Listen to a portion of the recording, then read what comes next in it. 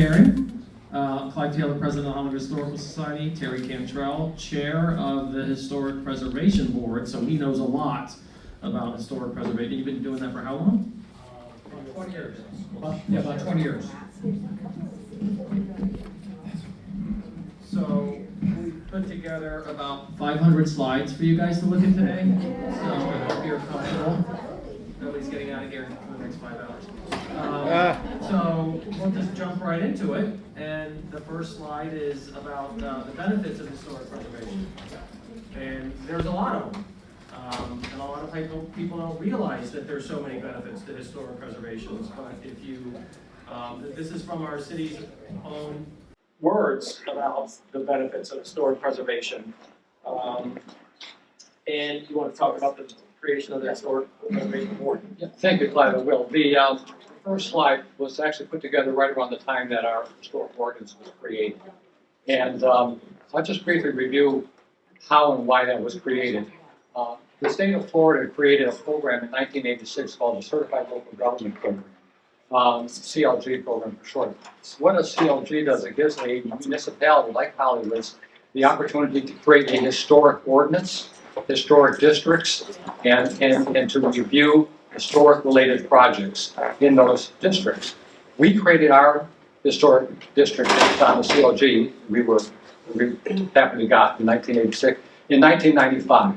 So we've had a historic ordinance that sort of governs everything that goes on within the historic districts from 1995 to the present. So that first couple slides showed you what the city thought was important back then, and why having the district was so important. So that's a very important document because we still use that document. It's still available for download on the city website.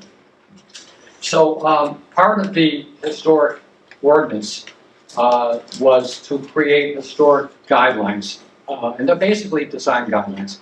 And historic design guidelines are not necessarily hard and fast law or code. We still have to operate and give our approvals for different items in the districts based upon the land use and zoning code that city has. And that's applicable to the entire city. Things like variances for setback, height limitations, things like that. The design guidelines help our board and applicants and their architects to understand what we're looking for in the historic districts. We apply the historic guideline principles, and you're going to see a few of them here now, to just about every single item that comes before us. Now, not every single item that we hear in the districts is necessarily a historic property. You know, there's a lot of 1970, 1980, 1990 homes built in the district. So, but we still can apply the historic guidelines to those properties that are truly historic. So Clive has up here right now, there's 3 main historic districts that were created. The first one was created in 1995, was the Lakes Historic District, and you can see that in pink here. The 2 blue lines represent Harrison and Tyler Street. Those are part of the historic overlay district, and why we did that, or why it was done back then in 1995, was because those 2 streets contain some of the most historic properties in the city. So those are looked at a lot different. We scrutinize those a lot more than we would anything else in the areas that are pink here too. So we call that an overlay district. As a matter of fact, this also points out some of the other things, some of the properties in the Lakes Historic District that were significant back then too. The other thing that the city did is they created what they call a historic property overlay site classification. There are 21 historic property overlay sites. For instance, example would be the Garfield Cattle Courts, the Coral Rock House on New York Street and Surf Road. And these aren't in the historic district. These are technically not in the historic district, but they're so historically significant that the city gave them what they call a historic property overlay site designations too. There's even one in Port Everglades. The Cousins House is also a historic site too. There's a property on 58th Avenue, which is that's an old farmhouse. Old farmhouse. That's under farmhouse. Yeah, that's undergoing. There's a project to save it, by the way. Yeah. I'm happy to say that. So then we have the downtown historic district, and that's shown in green, and that's Hollywood Boulevard and Harrison Street from Young Circle to 21st Avenue. that is the downtown historic district. Anything that's going on there that involves any of those properties there, we look at that. The Preservation Board takes a look at that and we approve that. And again, we're only really concerned about things that we can see from the curbside or from the street level. You can basically do whatever you want to the interior of a historic property. We're mostly concerned with what you can see from the street or from the curb. So, and that would be those properties that are in the downtown historic district. So there's a third and relatively new historic district that was created in around 2005, and that's the Beach Historic District. And that one runs from Sherman Street to the south all the way to Jefferson Street to the north, and only from Surf Road to the Broadwalk, the long narrow strip. So in 2003, the city contracted with a consultant to identify historic properties on the beach, not just on that little strip, but all over the beach, anything near the beach. And they came up with this listing here. And in their consulting work, they identified areas outside of the Surf Road Broadwalk strip there that could be considered individual overlay districts, like I just described for the lakes. And they mentioned those here, and Clive has a couple of those up right now. Instead of having a huge district, they looked at it and saw, like, around the paddleball courts, there's a tremendous amount of tropical modern, streamlined modern buildings, like the tower apartments where the walkabout is. There's a cluster of them between Surf Road and A1A. That's not in the historic district, but this survey company said, wow, there's so many here, we could do a mini district. So there were several mini districts that they recommended that the city. So you have Georgia to Oregon, Jackson to Harrison, and all these other ones, and then they listed, this is a very detailed survey that the city paid for. And then these are images of the little historic districts, and their feeling was, it's better not to try to nominate individual buildings as historic. It would be better if they would just do these little mini historic districts, and then it would save a lot of time and effort than trying to plunk them out, because there was enough of a concentration there. Sadly, the city did not take that advice in 2003. So what happened with that is, what this consultant did was he took a look at the historic properties that are within the district here, in these various overlay districts, and they figured that historic preservation for us on the Preservation Board is not just the individual property, but it's the surrounding properties and how they relate to the historic property. So, in other words, you have a very nice historic home. You don't want to build some very big modern 5-story apartment building right next to it. It would take away, it would detract from the other historic properties on the beach. So that was the intent of this thing. So fast forward a couple of years now to 2005, the city contracted with FAU and their historic, I guess the professor's name was Ralph Johnson, Dr. Ralph Johnson, to create a historic district based upon this consultant's work from 2003. That's where we now have a beach historic district, again, just from Surf Road to Broadwalk, all the way up and down, north and south, up along the beach area. Clive has some of that shown right here. That narrow strip there is the beach historic district. So anything that's going on, any projects that take place within that narrow strip come before the Preservation Board. Unfortunately, the bulk of the 88 properties that the consultant surveyed in 2003 are not in the historic district. So we unfortunately have no say-so in this. Things can happen there, and things have happened there. Some of them have been removed, some have been modified. There's some very classic, mid-century modern, art modern, streamlined modern. There's some beautiful structures that we don't really get to have any say-so at all. Things can happen there too. It's such a narrow, it's really it's the Broadwalk. That's all it is. It's not even 2 blocks. It's one single lot that just runs down that's the only thing. And the majority of the historic properties are west of Surf Road. And that is a tragedy, and what's even more of a tragedy, this is a map of the zoning of Hollywood Beach. The red is a business district. Oh. So now, I don't know if you're aware, but Tallahassee just passed a workforce housing bill that allows a developer, if it's in a business district, to ignore city height restrictions. Now I'm going to say that again. Ignore city height restrictions. And if you dedicate 30% of your units to workforce housing, which is not affordable, by the way, workforce housing is nothing close to being an affordable place to live, you are allowed, and they're gonna give them great tax incentives to do this, plus all kinds of benefits to do this, and they're allowed to build as high as the highest building a half a mile away, which is Margaritaville. So you could now lose all those little mini historic districts that we talked about because they're not in a historic district and build as high as Margaritaville, something everybody in Hollywood never wanted to happen to our beach. We never wanted to see Sunny Isles, Allendale, Galt Ocean Mile in our beach. But Tallahassee just gave the green light to any developer that wants to do that. Now, it gets worse. There is an outfit out of New York that has bought, I think, 80 properties in the area that I just told you about. 80 properties. One organization owns. What do you think is gonna, I mean, I know you're all depressed now, you just like to fall on the floor, right?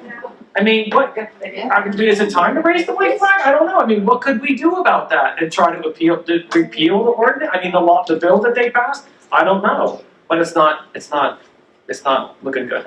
Well, I think though that there's a number of laws that were passed, session up there that are going to be challenged in court, and I'm sure that that's probably one of them.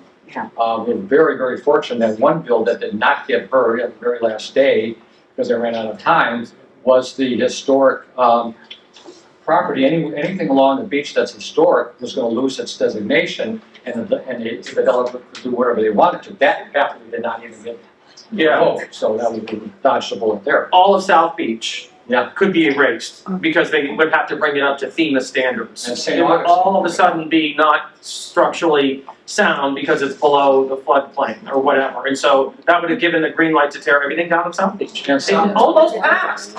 It almost passed. St. Augustine was, those cities were absolutely. This is the state at work. It's not good, so I spelled that wrong. Yeah. So let's talk about some of the architects, and I'm a horrible speller, you didn't know that about me, and I really admit it.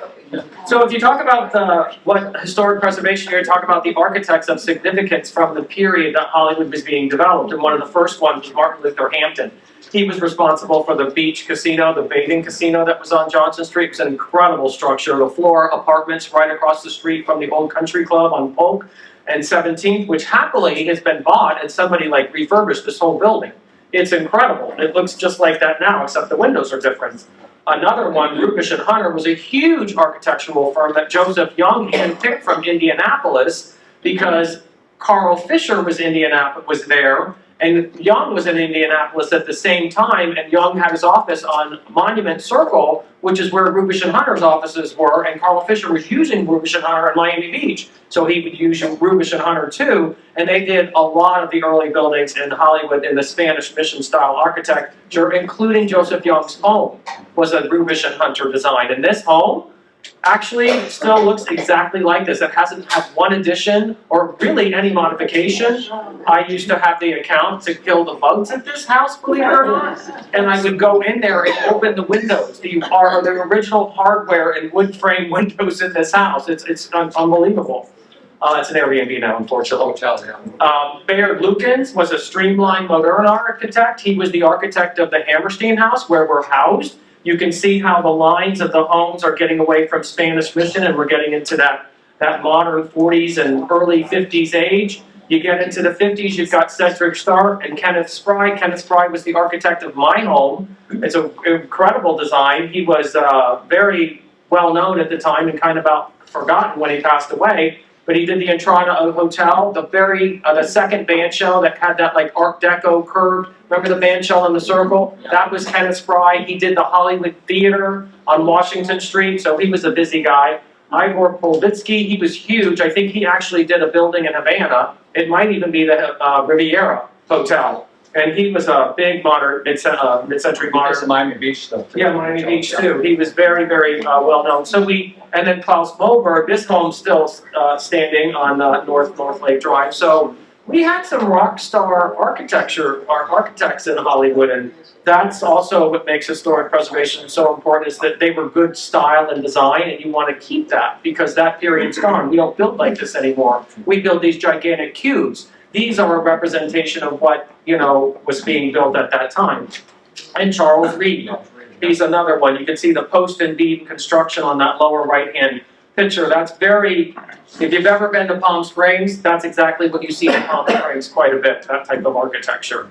So now we're going to talk about the ugly word, demolition. Well, yeah, so let me explain pretty much what the Preservation Board does. Again, when an applicant wants to do something in the historic district to their property, whether it be an addition, whether it be an empty lot, they want to put an infill home there, anything like put a second story on an older house, they go before the city planning board, and the planning board determines if it qualifies to go before the preservation board. Some things they can approve of administratively, simple things that don't really require a lot of work and not going to change too much about the house. The two main things that the preservation board hears at all times would be any modification to a property, a historic property that exceeds 25%, that would be 25% more of the floor space of the floor plate.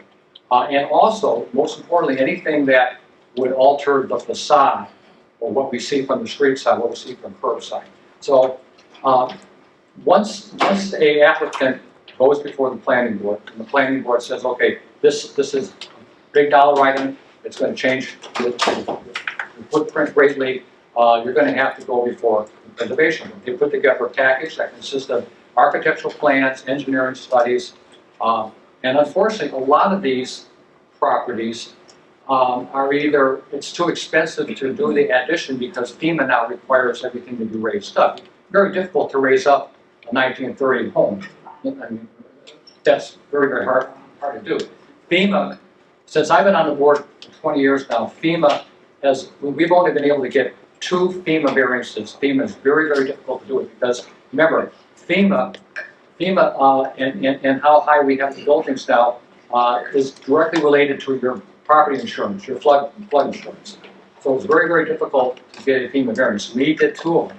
We did one on Harrison and 13th. We did another one in the 1100 block of Tyler Street, way back when. It's been years since we've even tried to get a FEMA variance. So this leads applicants to come before the board and they say, well, we can't do what we want to do because of FEMA. So we're just going to tear this historic house down and we're going to build something new. Well, that's a difficult situation for us on the board. There's properties that come before us that have been neglected, they've been damaged. We call it demo by neglect, by neglect. And for those, the applicant has not only new plans, but he also has engineering studies that he paid some structural engineer to do that dictates how much work it's going to take to rebuild a house. It's not worth it. They're better off tearing it down and building a new house. We get 1 or 2 of those a year, unfortunately. And it's not a pleasant item for us at all. So Clive has up right here what some of the details and what we have to actually go through when we look at it. There's criteria that we have to meet that has to be met for us to declare a home historic. If we declare the home non-historic, and there's a lot of houses, a lot of projects that come before us for demolition that aren't significant. They're not architecturally, there's nothing there to save, nothing worth saving. We can grant a certificate of appropriateness for demolition right on the spot. If we declare the property, though, to be historic, like many of them have, like the SunTrust Bank was a good example, Clive's going to show you one here on Tyler Street in just a minute, there's no way we cannot declare those properties historic. They obviously meet all the criteria that you see here for a historic designation. We determine that they are historic. At that point there, everything stops for us, and the item now goes before the City Commission. The City Commission makes the final determination whether or not the property owner can demolish his building or not. So and that's a good thing. I used to argue that fact. I said, well, it's kind of an extra step. It's going to take the applicant another 2 or 3 months. It's got to wait around to get on the commission's agenda, blah, blah, blah. Well, guess what? It's really the right thing to do because if you're going to tear down a historic property, one that we feel is not that bad and that could be saved, then the commission's that's going to be on them, not on us. it should be on them. They're the ultimate arbitrator. So, and again, I mean, the problem with the demolition by neglect, the problem we have with any of these properties and any of these projects that we have here is that it's hard to find people that want to buy an older historic property and respect what it is and want to put the money in and do whatever they can to invest in it. It's hard to find people like that anymore. And that's one of the biggest missions that you folks have in the HHS is to try to get that awareness. So there are people buying properties that are very old and historic that need work, granted, but that are willing to actually do the work and save the property. So, and that's true, but there are people that like historic houses. We know them. They buy these houses and they painstakingly restore them and they just love them. So that unfortunately there's not enough of those, and that's the only answer. Because we can't rely on the government, can't rely on the city, it's the homeowner is the one that's gonna save any historic buildings. Downtown Hollywood is listed on the National Register as an intact historic business district. There's not any other business districts that have so many original structures from the beginning of Hollywood still present. But we are losing them, aren't we? Yep. So this is a perfect example. Although the replica is incredible, it's not the original, and the original was supposed to be saved, but it languished for so many years. Demolition by neglect is against the ordinance. It's prohibited in the design guidelines. This was a classic case of demolition by neglect. This thing sat for 20 years. And through the worst hurricane season we ever had, we ran out of letters and had to go to the Greek alphabet. So during Gene and Francis and Wilma, this thing had no windows. The water was flying into this building, and they're like, well, it's crumbling. Well, that's demolition. Why didn't you secure this building? So it's gone now. So this is what it says in the historic district guidelines. It's prohibited, but doesn't seem like there's a lot of repercussions when somebody does this action. just one quick thing on the hotel. When the city granted approval for the projects of the hotel, some of you may know that the HHS worked very hard to save the facade of the hotel. That's what you see now. That was a big issue. I was the vice president of the HHS at the time and worked very hard on that particular issue. So we got an agreement with the developer. And he was going to he was going to restore the facade, and the HHS would manage the facade in perpetuity. Anything the condo association would do had to come before the HHS for approval for the facade only. So we had that in place. 2004, 2005 were the final approvals. So unfortunately, this developer didn't have any money. Yeah. He didn't have any money to build the thing. So it sat, like Clive said, with windows open. He was even taken to special magistrate by the code enforcement department because he couldn't take care of the building. And the city made him in 2009 board up the building as best possible, get rid of the animals that were living in there, cut the trees down that were growing on the rooftop, and try to preserve what was there. Now that's 2005 through 2009. When does he finally start to work on the building? 10 years later, 2019. So from the period of time from 2005 when he got his first approvals, had he had the money to start the project then, that original facade probably, it was okay back then. It was okay 15 years before he actually started. It was that 15-year period where he didn't do anything because he didn't have the money. You know, typical developer situation. And as a result, the walls started crumbling when they were doing the work, and they had to replicate it. And replication was not what we wanted to see, but not what we were hoping for. But it does look good, I have to say. Granted, The architect that did the job, Tamara Peacock, is a historic architect. They did a laser image of the building before they tore it down. It's within an eighth of an inch. I mean, it's exactly the scale, and all the castings on the exterior are exactly like the original. They're stone. The awnings, striped awnings, are from 1924. I mean, they did a good job, I will say that. So that's a consolation prize. You wouldn't know that you're not looking at the original right now. yeah, and when she came before us, when they came before us, the developer and their lobbyist in 2019, she was literally crying at the Yeah. meeting. You know, it was a sad situation. It really was. But like you said, she did a great job. Yeah. So we're going to talk about the bank and how did that happen? The bank is in the historic district, isn't it? Everybody loved the bank. Everybody loved this bank. As a matter of fact, in 2001, the owner of the bank was proposing that he restore this by the way, the only neoclassical building in Hollywood. Look at this thing. It's built like a you-know-what house, right? These columns were gigantic. The capitals on the column are gorgeous. I mean, the light that would come in here it was incredible. So how did we get here? It was even in the walking tour book. It even had a marker on it.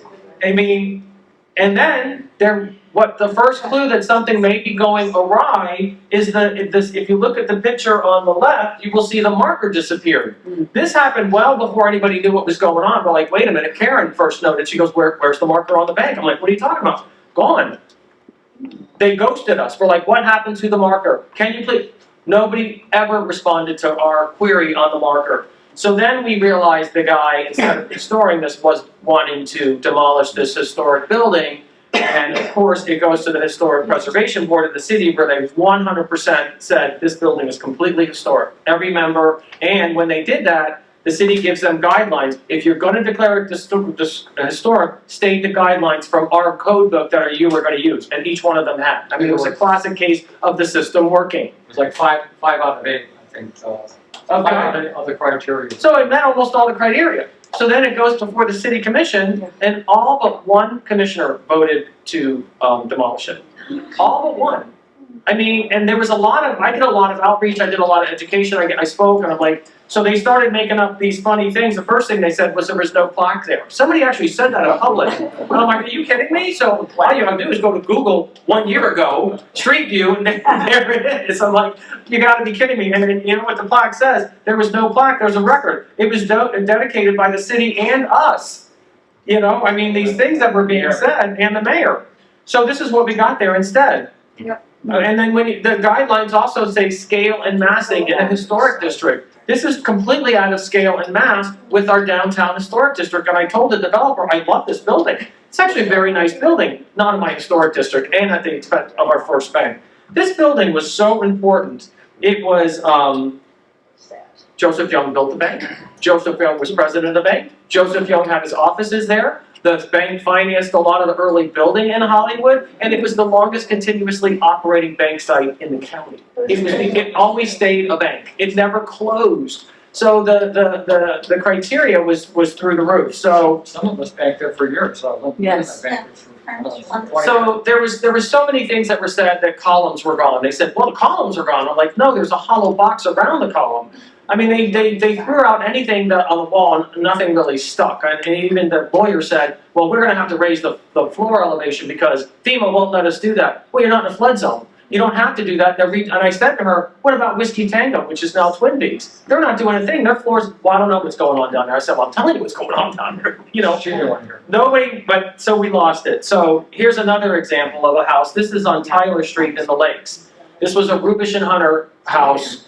It was built in 1924, and the owner wanted to tear it down, basically, and build another house. And so her, defense was that I've had an engineer, and they told me the house is structurally unsound.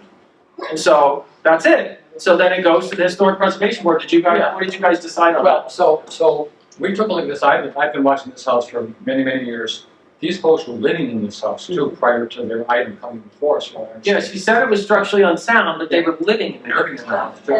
So they did what all these applicants do. They come up with a design, architect plans and everything like that, and they hire a structural engineer to go into the house and find all the things wrong with it. Now, my 1989 house has cracks in the walls. Okay, I mean every house in Florida has a crack in the wall. The soil, in fact, it doesn't mean the house has to come down. There was some termite damage. Okay, well, the houses have termite damage, so you can fix termite damage. There was all sorts of fixable things. They came up with a number of like $700,000 to fix this house back up. And my colleagues and I just, we shook our head. And again, it's a formal public hearing, so we have to be careful what we say. But it was pretty obvious that these people were desperate to get rid of this house and build their dream house. So the first plans that they came to, we declared it historic, absolutely correct, has to be historic. But in the process of that, which means it's going to go before the city commission, and it eventually did after 2 or 3 more months. But in the process of the first meeting, the design that they had was a little bit like this. It was a little bit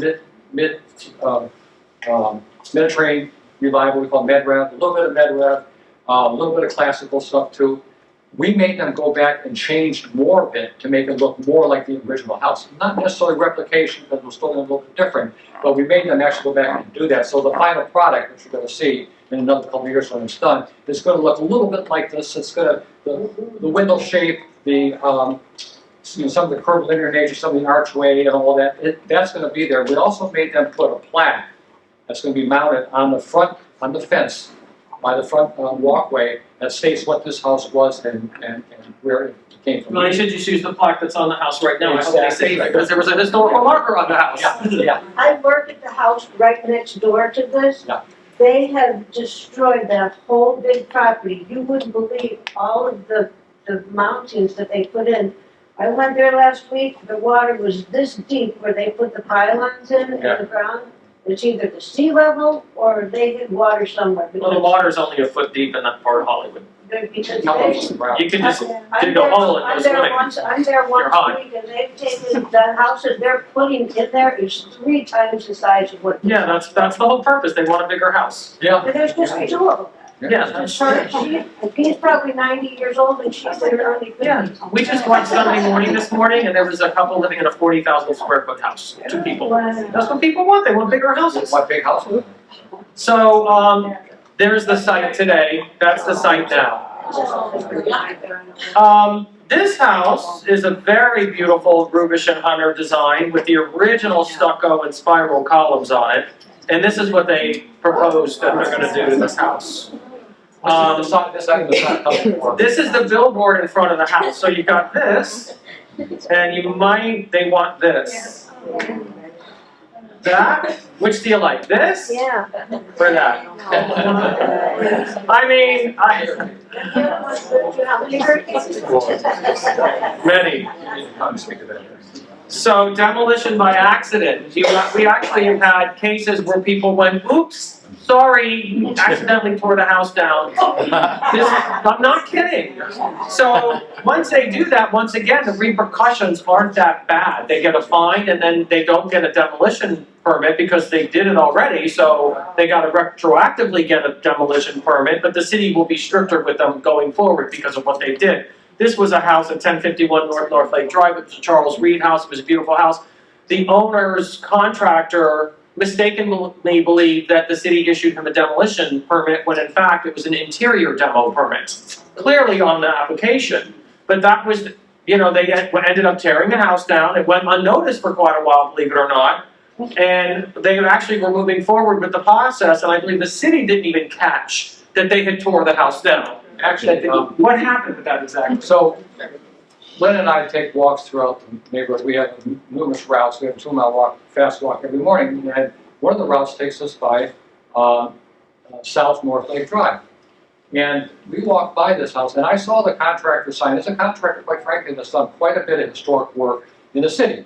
It's well known, well respected, and I saw his sign there. So I knew this house because we had already allowed them to do a minor addition about 10 years ago where they connected the garage with the main house, and didn't change the Charles Reed design at all, and it was a very simple project.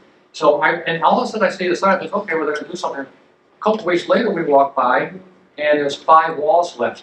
And yeah, the whole thing down. I immediately contacted my people that we work with in the planning department and said, are you aware that this house is being demolished right now? The city was not aware.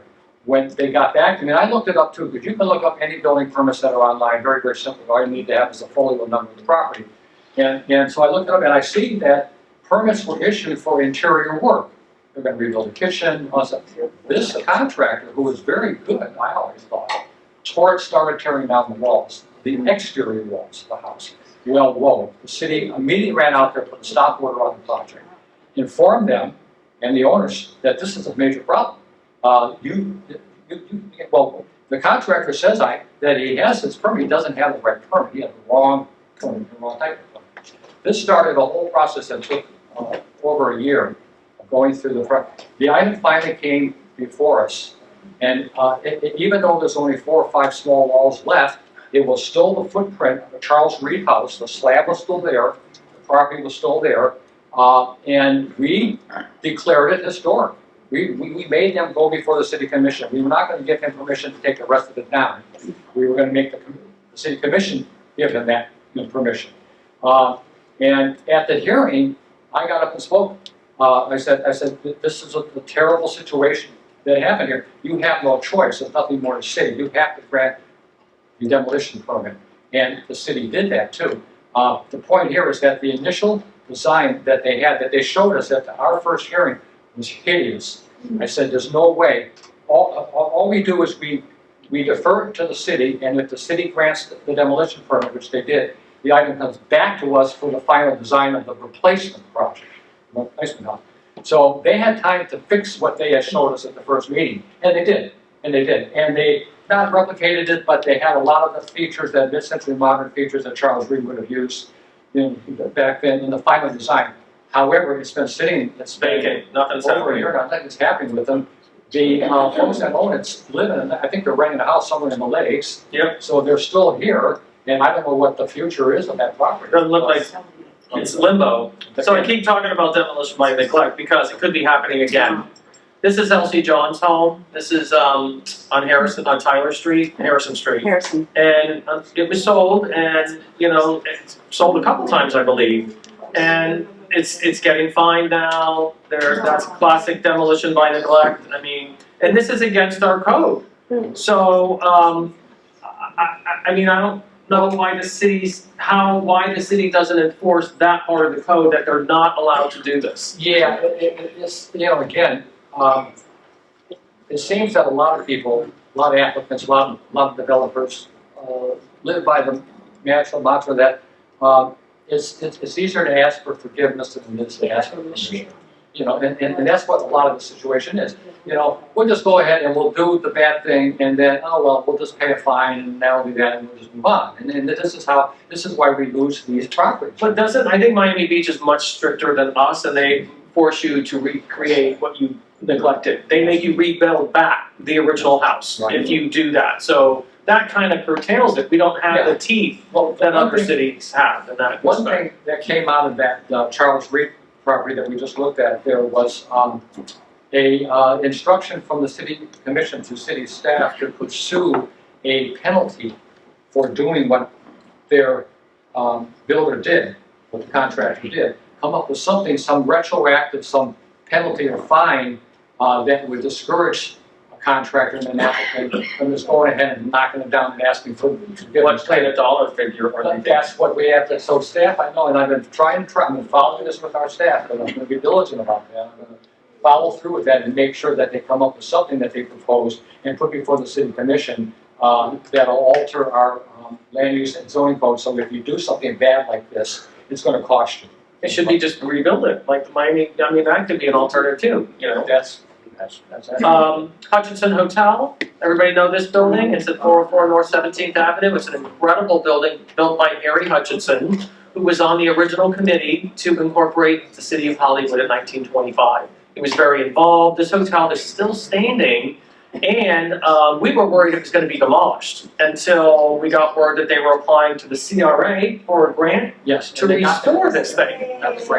So we're very excited. They actually reached out to us. I provided them with the information that we have, and the woman was very excited, the representative of the owner, and I don't know how these pictures of the inside got on my computer, but they're here, so I'm going to show them to you guys. They have the original windows in this building, like the Great Southern from 1924, how these windows survive up, all the hurricanes and everything that they've been through. The lumber in the roof is original, and I'm in the pest control business, I did not find one sign of termites in this building, not even one, or water damage. This thing is in perfect condition. They're not gonna have to do any rehab on this thing.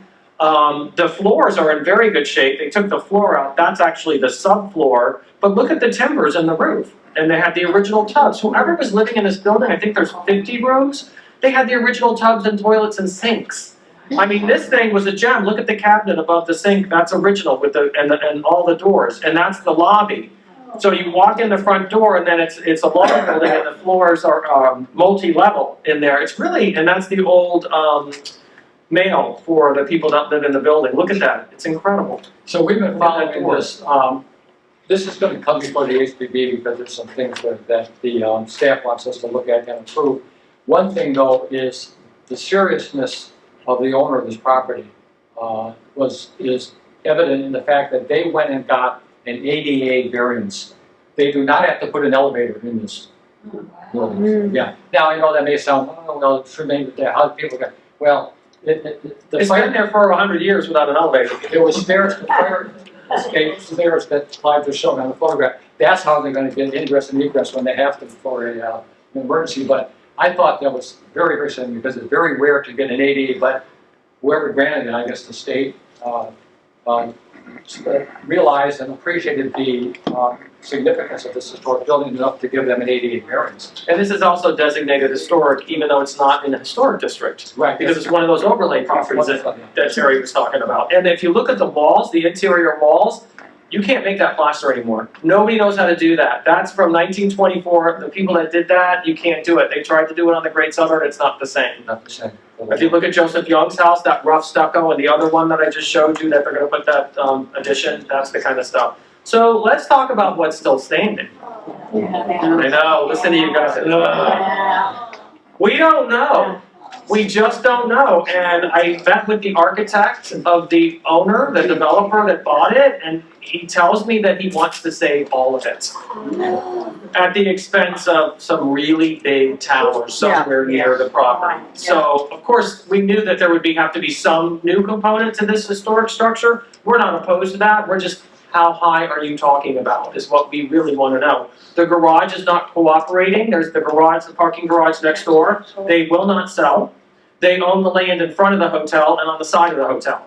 So that's a bit of a stumbling block, but they feel they have a way to move forward without this person because there is no parking for this hotel. There's not one parking spot for this hotel. So somehow they gotta build a parking garage behind this hotel. So I don't know what that looks like, but I think the movie may have had a little bit of an impact on the developer, because this hotel is like the Hampton House in Overtown for the Jewish people. This hotel was a resort for Jewish people who were discriminated against and could not stay in any hotel, like the Brokers or the Biltmore or anywhere. This was so important, and that's why I feel like Hollywood has a larger Jewish population, was this hotel. It's very important. We're actually resubmitted to the state to have it eligible for listing on the National Register. So if it gets eligibleness, we don't want to list it because that would be too complicated, but just the fact that it could be eligible will help in going forward and deciding what they want to do. So let me just talk briefly about that. Again, we have not seen anything yet because it's way too early. And as I mentioned before, you could gut that entire hotel, and because I know the rooms are small and it's old and all, you can gut the entire interior of that hotel and rebuild it as long as you don't touch the facade, and that's probably what they're going to end up doing.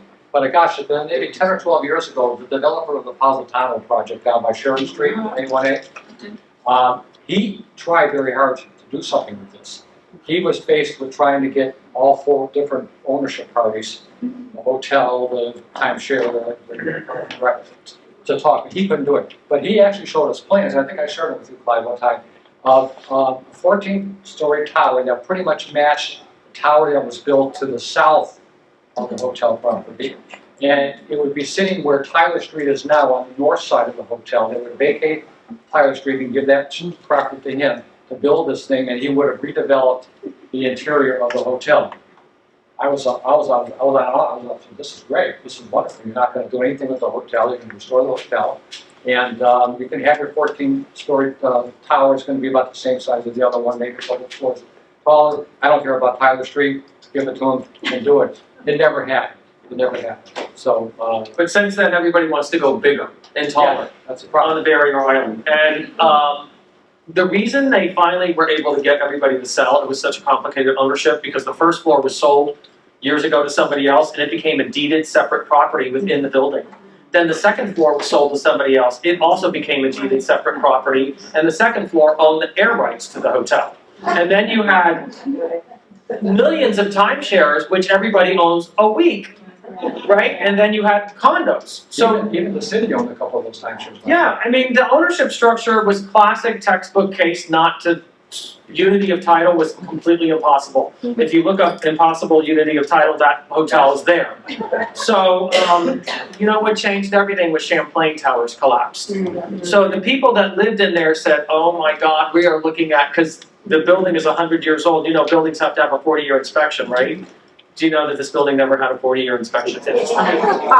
Because when Ocean Walk, remember Ocean Walk? Yes. Don't ask me why, the county said, oh, it's a new building now, and reset the birthday of the building. So it's 100 years old and never been looked at. I know somebody told me that there was just a structural inspection on it. We don't know what that says, but it's solid concrete. This building was made from poured concrete. There's no concrete block in this building. It's all solid concrete, and the walls between the rooms are 4 inches of solid poured concrete. If you want to drill a hole in the wall, it's like, yeah, it's really, so I'm hoping that it can be saved, but we don't know. But this report from the GAI in 2003 specifically called out this hotel as meeting a lot of the criteria to be listed on the National Register. And So, also, by the way, the National Trust came to us in the early 2000s when I was vice president and met with us and toured the hotel, and that would have easily qualified on one of their historic hotel programs. They have about 30 or 35 hotels all over the country that they advertise as historic hotel properties. And they wanted to put this one on it, but again, there was no, it it was in limbo. So we just also submitted an application to the Florida Trust to be on one of the most 11 endangered places. Because it is, because we just don't know, the so, Great Southern was on that list too, by the way. yeah. So, it didn't say that though. So, that's the end. Our historic inventory is under assault. New bills could circumvent everything that we're trying to do here. So, the state, sometimes the city, we really can't rely on anybody. We can't stress enough how important the residents and the people that like the historic district and like historic homes, that's where we could save these houses. I think that's really where it all begins, is the interest in our historic communities and the stories that the communities tell, and that's why people come here. I talk to new people all the time. Oh, I love Hollywood, you have all those cool old buildings, the old places. They always say they love our historic structures, it's what brings people here, so the more we celebrate that and get the word out. I feel like there should be a real estate company that specializes in people like us that like historic homes and want to buy historic homes. You know, Instead of realtors selling them and saying, oh, don't worry about the historic district. They don't even tell people it's a historic district when they buy a house in the historic district. so So, to end it on a happier note, I know. but a lot of people, you know, we've had city commissioners come and go that are not as pro historic development or preservation as we all are here. And one thing that really we have going for us is that the COG classification allows us to have a historic ordinance and all the districts and all that stuff. If we were not, if the city commission and the mayor just gave up on historic preservation and said, we don't even want to bother, we're going to kill the ordinance, we're going to end the ordinance, and that's that. We're not going to try to save any more historic properties. Well, guess what? Any historic property in the city of Hollywood would then come under the control and the watchful eye of the county. And our city does not want to have the county involved on that level with any of our zoning issues at all. So we got that going for us. As long as we have a CLG, we will always be able to have the historic ordinance, and the county won't have anything to say about that. Cities in Broward County that are not CLGs, anything historic has to go before the county.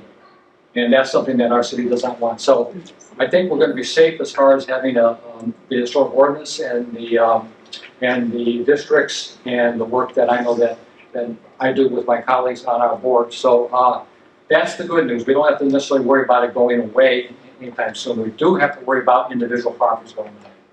And more Carol Shuhams is what we need. Yes.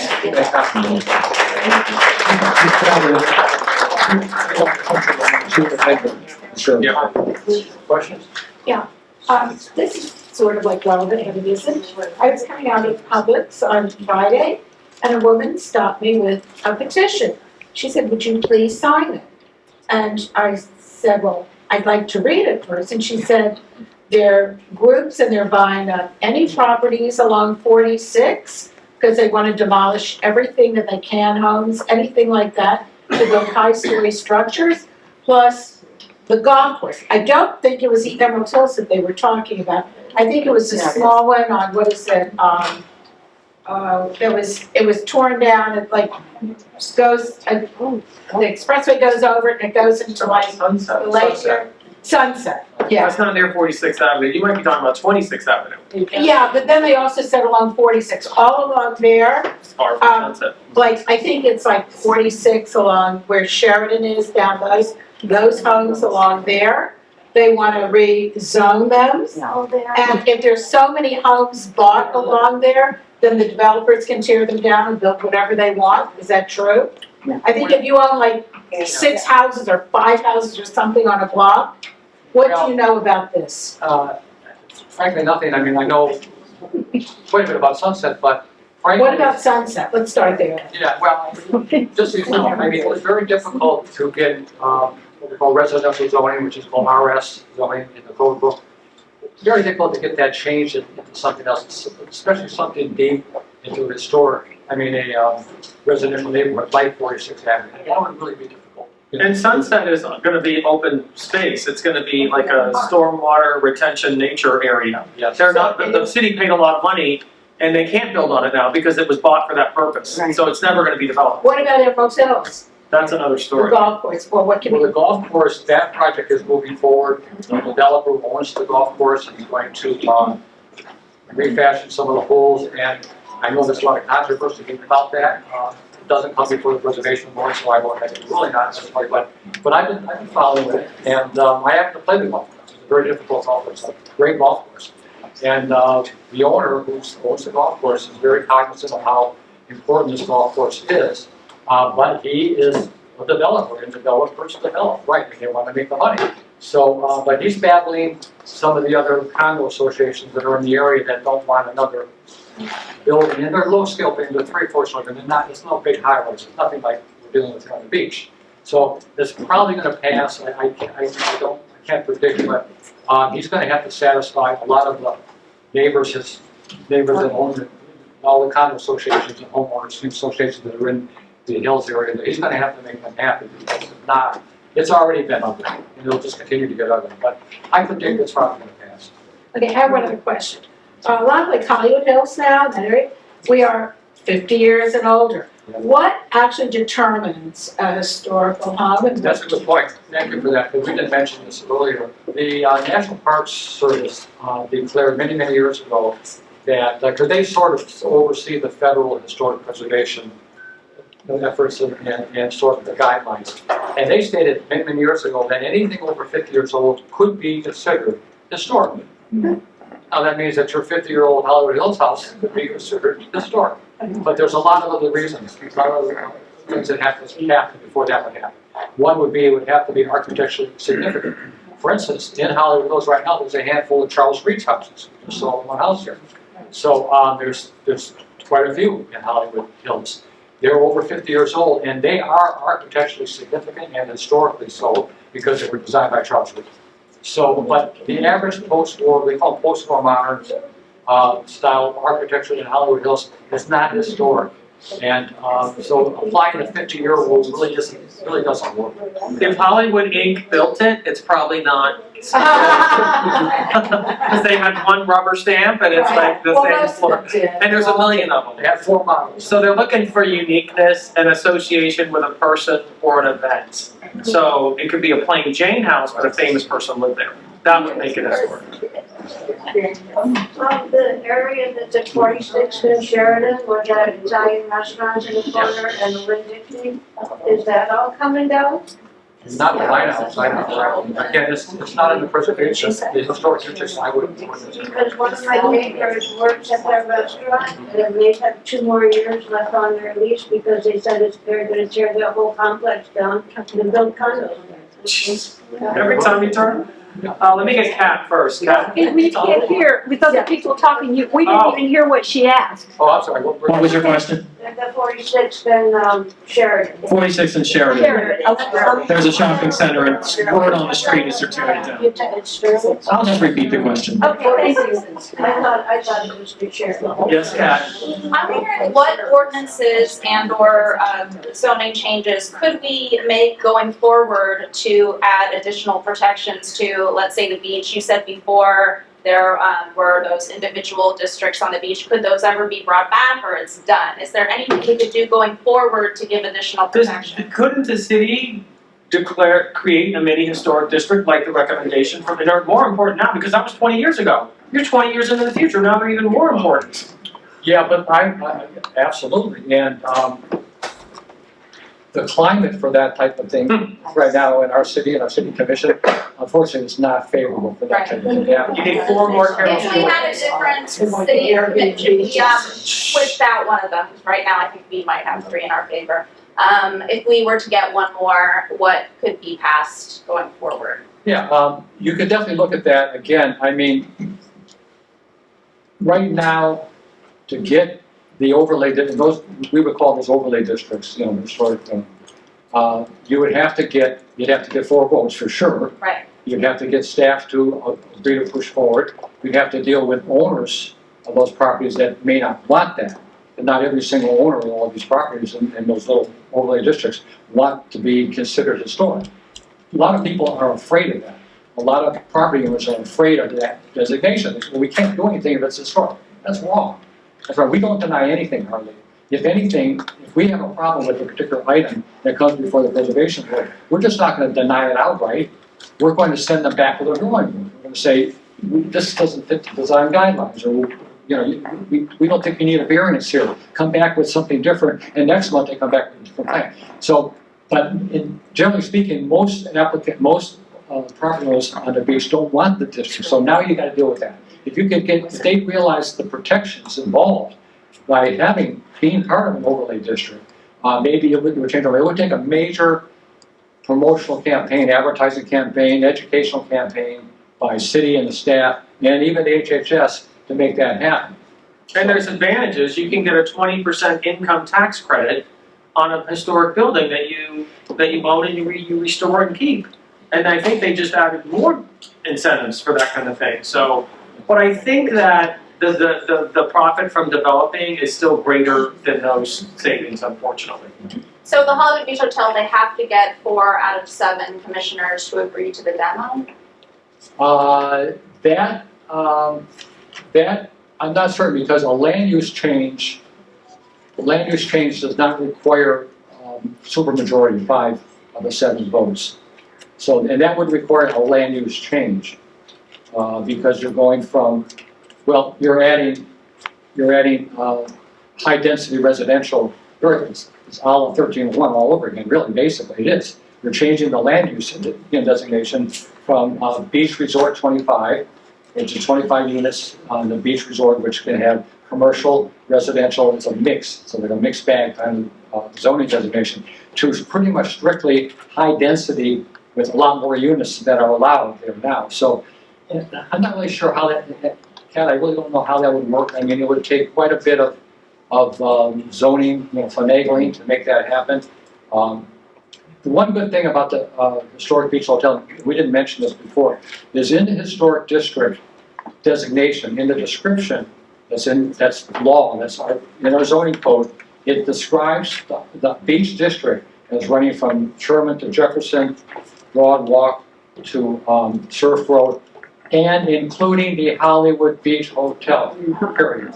That's very significant. So it's already historic. So it's the city zoning, the city already declared that property. In the description of the historic district for the beach, the words Hollywood Beach Hotel. But it could go the way of the bank. They could, absolutely could. They didn't keep them as majority, 100% deny demolition, historic building, and the commission. It's all about the commission. Right. At the end of the day, it's the commission that makes the decision. How can you get your neighborhood designated as historic? How do you get your neighborhood designated We as? live in Long Acres, Yes. it's south of Hollywood Boulevard between 58 and 50. Just, we're closed, except on Yeah. both sides. Our house is 55, 56. What do we do? She wants to know how to get her neighborhood declared historic, and it's lawn acres.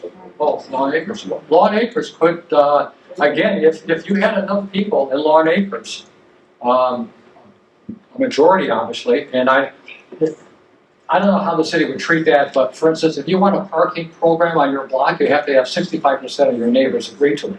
So they'd probably come up with some figure like that. Right. 65 or 75% of your neighbors, of all the residents, property owners in lawn acres, would want that district created. You could try, I mean, they definitely meet the 50-year rule, I'm pretty sure, Yeah. right? Lawn acres are over 50 Yeah. years old. I don't know if there's anything really, I imagine there's some architecturally significant properties there because there's a lot of mid-century moderns. I've not really driven through lawn acres, I don't know. It's great, we have. Have me over. Give me a tour. I like my martinis dry. I'm making this sense here. Got vodka and tonic. I'm just curious how it happened. You know, Hollywood started in 1925. A lot of people didn't probably move in until after World War II or whatever. I'm saying I don't know. So you go from the beginning and you go all the way to 1990 whatever to establish. What happened in between?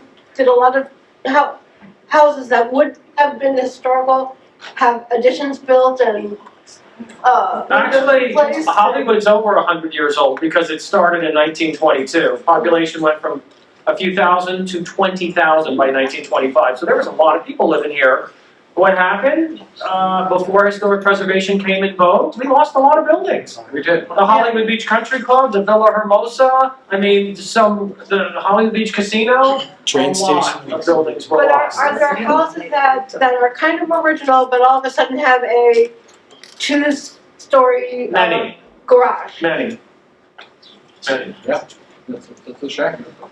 Yeah, I mean, when you look back on our zoning code, and you can go through the code of ordinances and look at the land use and zoning code, and you can see underneath every single item, I would say every paragraph, there's a date that the ordinance was passed by year.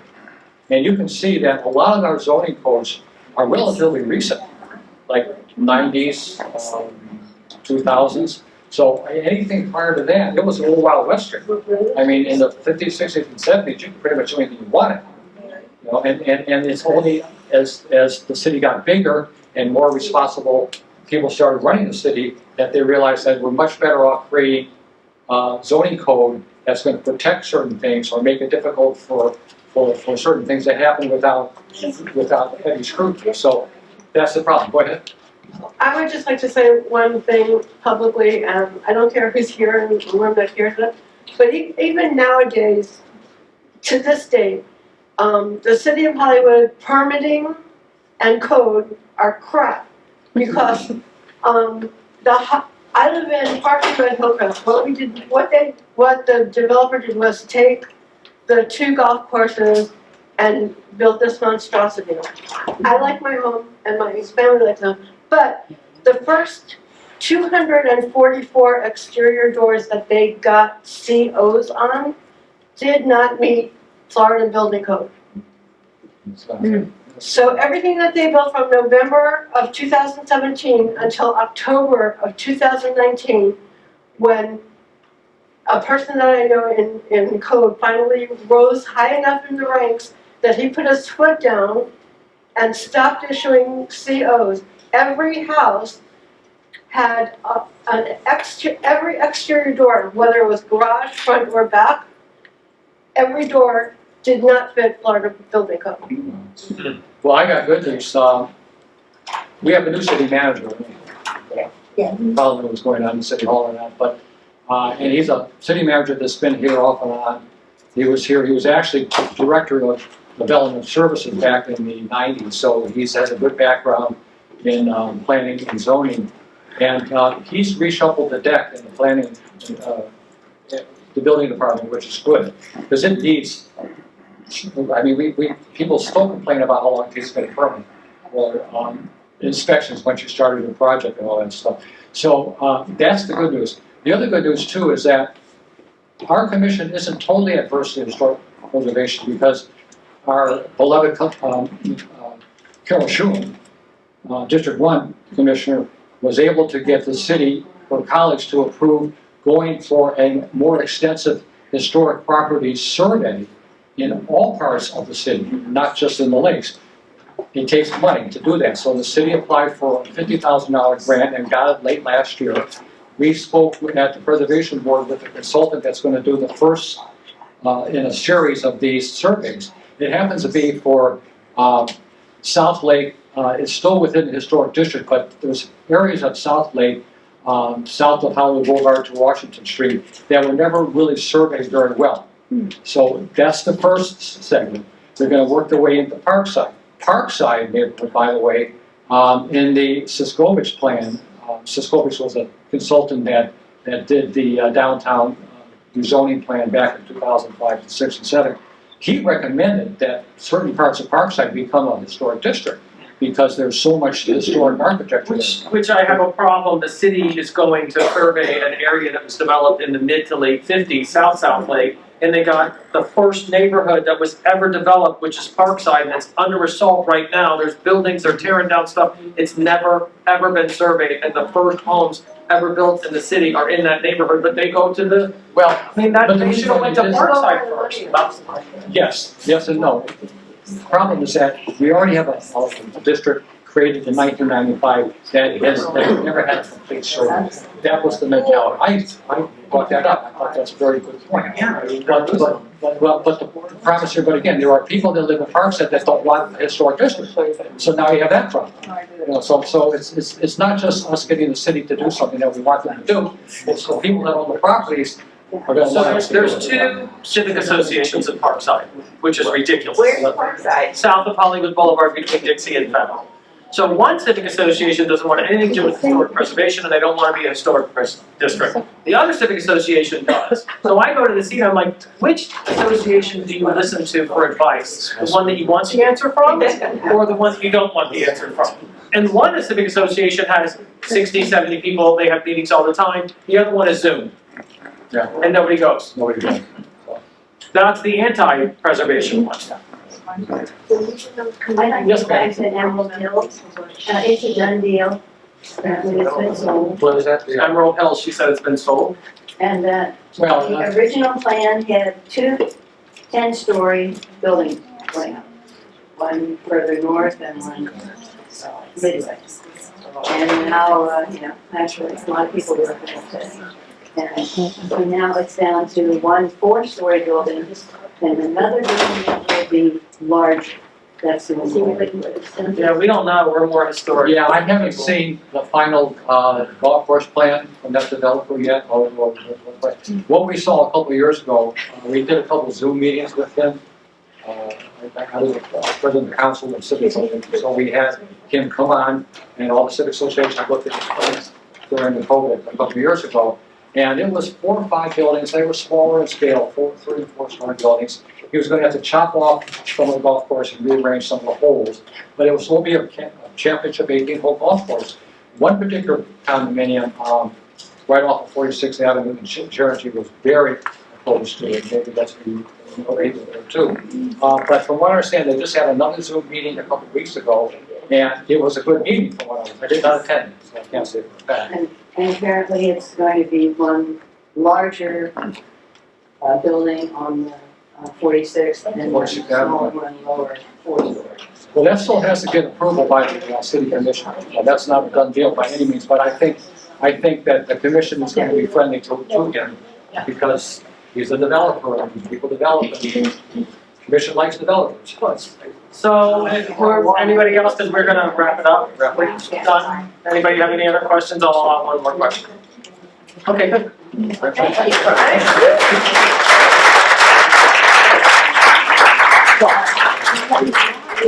Thank you.